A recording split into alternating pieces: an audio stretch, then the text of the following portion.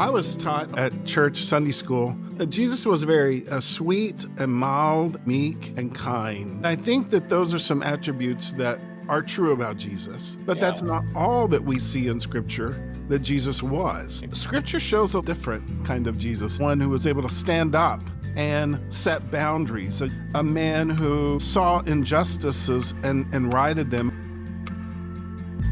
Welcome to the Crucible Project Podcast. The Crucible Project is a nonprofit organization committed to creating a world of men and women who live with integrity, grace, and courage, helping them to fulfill their God-given purpose. This podcast will discuss important and sometimes difficult topics while delivering practical life applications with men and women who are currently practicing this work. We are igniting Christ-like change in men and women through experiences of radical honesty and grace.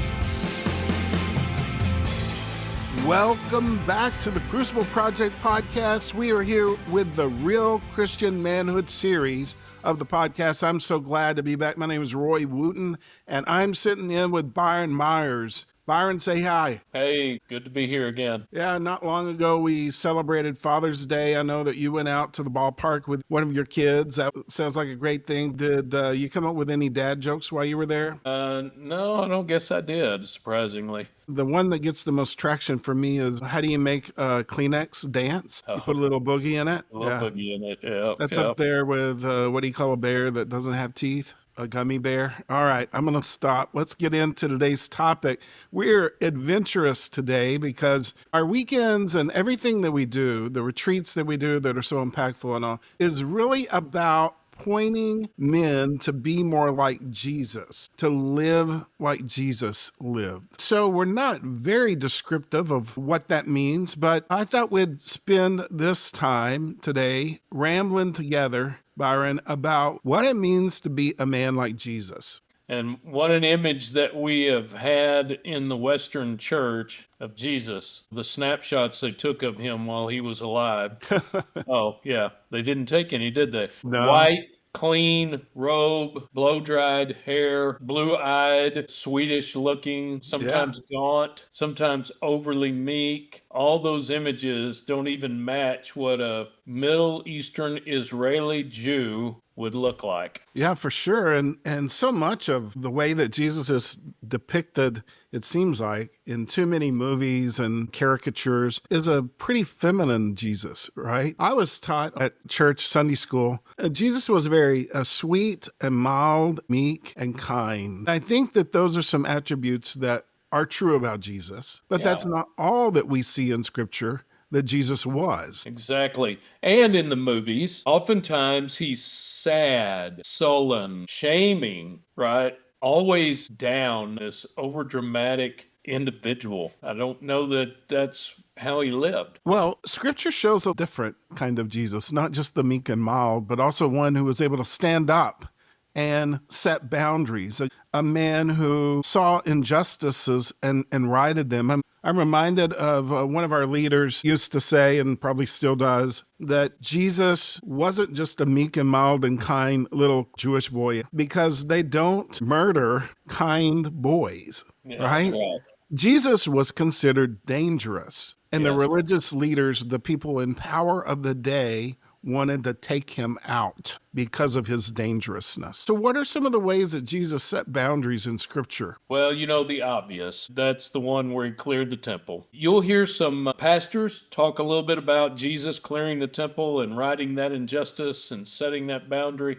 But they really don't talk about, it took Jesus some time to make that cat of nine tails before he went in to clear it. It isn't like he looked around the sellers and picked up a whip they were selling. He had time to put that together. He was seeing this happen over and over, and it had to have him starting to set up some energy towards this isn't right. And he set a boundary there. Now, it talks about him flipping the tables. It never talks about him hurting anyone. He just flipped the tables. We see the exclamation points in his wording from the interpretation. So we know he got angry and he set a boundary there. That's one of the clear ones. Where are some that come to mind for you? We were referencing Matthew 21 there, where Jesus turned the tables. The other thing that's really bold about it was I have lost my temper before, right? I've not been in touch with my emotional internal world, and it's popped out more than often. It doesn't show up other places except for me losing my cool driving on the highways. I'm like, oh my goodness, how do they give licenses to some of these people? But that's not what Jesus did there, right? He Yeah. didn't just pop. His anger didn't pop and he was out of control. He was in control of his anger. And Jesus teaches us how to do anger well there. Whenever I think about setting boundaries, I think about the woman that was caught in adultery and they drag her out, and it's part of their law that she should be stoned. It's interesting, they didn't bring the guy. I don't know how she was caught in adultery by herself, but anyway, they bring her out and he sets a boundary with the crowd, with his behavior and with whatever he was drawing down on the ground. Maybe he did like the Alamo and drew a line in the sand. I don't know. Maybe he started listing people's names and the sins, right? We don't know what he wrote. But whatever it was enough. And he said, whoever doesn't have any sin in his life can cast the first stone. And of course, he was the only one eligible to do that. Yeah, absolutely. And that's a boundary, right? That's a huge boundary. You know, one of the other ways that Jesus teaches us how to be a man is that in that moment, he took someone who's defenseless and guilty, right? And not only set a boundary that saved her life, but said kind words to her, not throwing a stone, not saying shameful things to her. And it's like, you're okay, go on and stop living in this way. Yeah, absolutely. And that's a big key. A lot of people want to take the boundary he set with her, go and sin no more, right? And I've heard one of our mentors say that is really saying you don't have to live like this any longer, right? Go be different. Not go and sin no more, right? He didn't add a condemnation that they had received, just a beautiful boundary. I think about the time where they are so angry with him, they're about to throw him off the cliff. Right. And he just stood up and walked right through the crowd. Nobody touched him. Nobody touched him. They were coming to kill him, and whatever way he stepped through that was enough that no one laid a finger on him. Exactly. With power, strength, nobody could take him, right? I don't know that there was a wrestling match. There was just something about, not today. You're not taking me today. There's another story where, the religious leaders are always trying to catch him, breaking the religious law, all these extra rules. And they bring him a man, his hand is not working, and they bring him to him to catch him in something. It says it in King James that he looked at them in anger. Yeah. In others, it doesn't say anger, it doesn't use the word anger, but he was in touch with his emotions, and the way that he sternly looked at them was enough for them to capture it in Scripture that way. And he went ahead and did what was right, even without losing his cool, right? Exactly. He did the right thing and set the boundary with it. Yeah. And he did that over and over when they would challenge him. And it seemed like it was always focused on either things that had to do with eternal kinds of things, or this incredible compassion he had. Yeah. We want to be men who stand in our power, who don't lose our cool, who are able to set boundaries, care for those who are victims, and at the same time have compassion as we go. Jesus was in touch with not only his power and his anger, but also his sadness. Yes. I remember the story. It's the shortest verse in the Bible. One of the first ones I ever memorized. It just said Jesus wept, right? Yeah. And this is the story where he hears one of his best friends is dying and then dies before he gets there. Yep. And in front of everyone, right? It wasn't just alone. He weeps. And why did Jesus choose to do that in front of everyone? I think there's two sadnesses. There's one, Lazarus passed away. But secondly, just looking around at all of them who were sad, and he was sad with them. Yes. Right? It was. I mean, how many times at a funeral, when the family comes in is when I lose it, right? That's when it's really hard for me to hold the tears back. When I see the family who is sad in the loss. And Jesus had that kind of sadness. I grew up in an environment where expressing sadness or tears wasn't really welcome, right? Boy, don't you cry. Other boys would make fun of me in elementary school if I shed a tear. So I just learned to try not to cry. And in fact, for a big chunk of my life, people would tell me, be strong, even in the face of great loss. Be strong meant don't cry. Don't show any sadness. But that's not what Jesus did. Jesus was enough in tune with his emotions that knew this is appropriate expression of my emotions here. Absolutely. He showed a form of sadness and grief in the seven woes, right?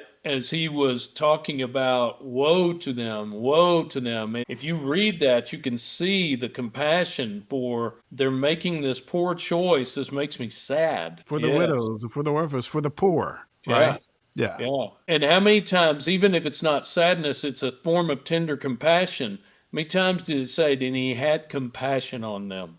He looked and had compassion on them. He was a man who could set a boundary. He was a man who could also be in touch with this, what we want to call a softer side, but really are the needed emotions that we should have. And as we are in touch with our emotions, we are able to connect with others better, especially those we love the most. The 18 inches between my head and heart are the longest distance, but whenever I can connect them, not only do I know what's going on inside of me, but I can more easily see the emotions of those I love the most around me so that I can, as Jesus did, join others in their weeping, join others in their rejoicing, join others with setting boundaries, whatever it is. Absolutely. And speaking of joy, I think he showed joy when the little children came. He actually set a boundary with his own disciples, right? Bringing them to me. Don't keep them from me. Then he held them in his arms, right? He took care of them. He had this tenderness for the little ones. Yeah. Well, around that, it's amazing to me that he shows us in Scripture that he was safe for the women in his world and drawing children to him. Now, being a godly man, in the example of being like Jesus was a man, means I should be a man who is safe for women. Women feel safe around me. Yep. And that children not only feel safe, but they desire to be around me. Exactly. They want to come to me. Yes. Not only did they feel safe, the women felt seen, considered. Otherwise, they wouldn't have been hanging around. So there's a safety of, this is not a man who looks down upon me. It is a man who sees me and my value and what I can contribute as a disciple as well. There's this beautiful story of a woman who had some menstrual challenges her whole life since she was a child. He's walking through the town and she sees him and she believes that if she just touches his outfit, right, whatever he's wearing, that she'll be healed. And sure enough, she reaches through the crowd and is able to touch whatever he was wearing, and automatically she was healed. And Jesus has so much compassion for her, he doesn't stop there. Being a woman who had suffered with that, she had been a social outcast her whole life. Now, it wasn't just the medical condition, but in her medical condition, she couldn't worship with everybody else. Yeah, she was unclean. She couldn't come over for dinner. She was never married, all of these things. And so he turns and he says, who touched me? His apostles are like, hey, everybody's touching you. What, come on, man. And he goes, no, who touched me? And gives her a chance to tell the whole community, I am clean, right? Yeah. And she owns the challenge in a powerful way. And I believe that Jesus gave her some healing in her heart, in addition to the healing that had been done in her body, because the shame that was attached to it was relieved in that moment, I believe it. Yeah. So that's an incredible story of Jesus' compassion and seeing women. Absolutely. So look at this too. The crowds followed him. The crowds wanted to see him. Some of them wanted to be healed. I mean, there's the obvious. But the crowds were fascinated. They wanted to be around him. Now, go back to the movies where we've seen these depictions of Jesus for the most part. That's not a Jesus I'd want to go follow, right? It's not somebody I'd want to go listen to talk. But somehow he was engaging. He brought them in. There was something different around that manhood that was not what we see depicted. Yeah, all those people in the movies followed him because they were paid actors. But he just drew a crowd. People were fascinated with his wisdom. Yeah, if you're not a man's man, fishermen aren't going to drop what they're doing and follow you. There are some rabbis who believe that when they called Jesus a carpenter, it was really more of a stone carpenter, not wood, which takes strength. Even wood carpentry takes strength, right? But there's Right. physical strength, physical demand. And he had no home. He wasn't worried about like showing possessions and getting a bunch of toys. He wasn't like Matthew. He wasn't focused on money. Money wasn't the thing. Yet he was never without what he needed. Yeah. Right. I also see Jesus have an incredible amount of, I don't know what it's called. It's a masculinity that is okay with hanging out with a bunch of men. Now, women followed him too, but there were 3 apostles who were really close to him, right? And James and John and Peter. He takes them to pray. He takes them alone several times. And then he gives Peter the hard news that he's actually going to mess up some things and deny him 3 times. Now, before you came to Crucible, how many people in your life did you tell hard things to like that? My guess is not very many. Not very many. I think what Jesus shows there is we should be, as Christian men, willing to say the hard things to the people we love the most, to our friends, to the people we're doing life with, that we shouldn't do life alone.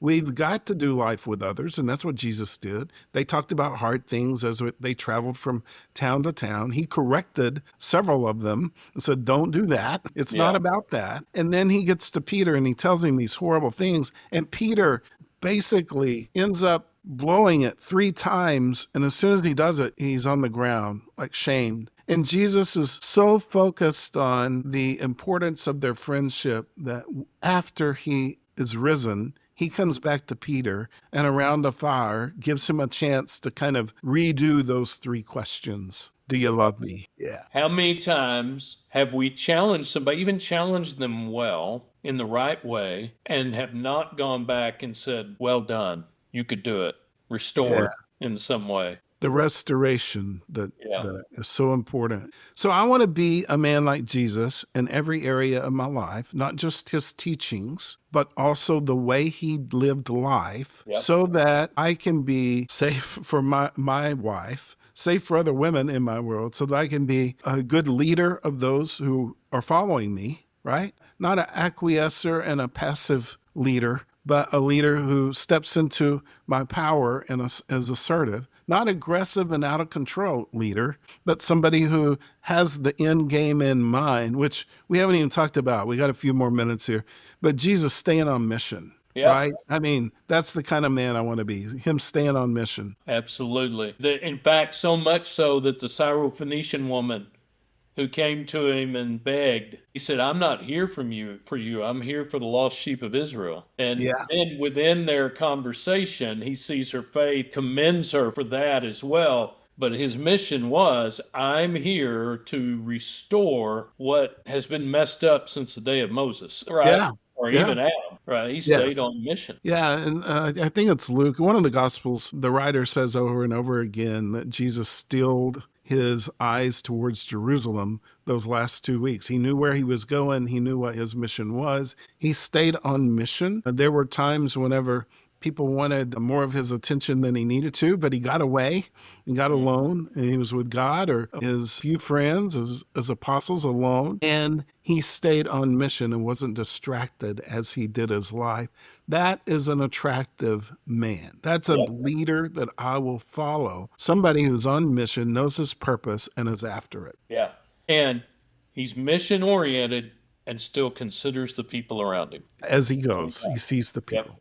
What are the different ways, as we wrap up here, that Crucible helps men be godly men the way that Jesus was? Well, one is the authenticity. We really encourage, take off the persona and the mask. And when I say that, I hope everybody doesn't hear that people wake up every morning and intentionally say, I'm going to be fake today. It's more of, this is the only way I know how to navigate life is to live like this. Live real, because Jesus lived real. If you read all those words, these stories you and I talked about and several others, and you read through, he was real. When some disciples went to leave, and he turned to the 12, the ones nearest, said, are you leaving too? Right? He asked them, are you leaving too? That's real. So authenticity, living real would be one for sure that we really encourage. Drop the pretense. Who are you made to be? What is your calling? And live in that identity. There's something incredible about the way that Jesus did his life, not only his teachings. At the Crucible Project, we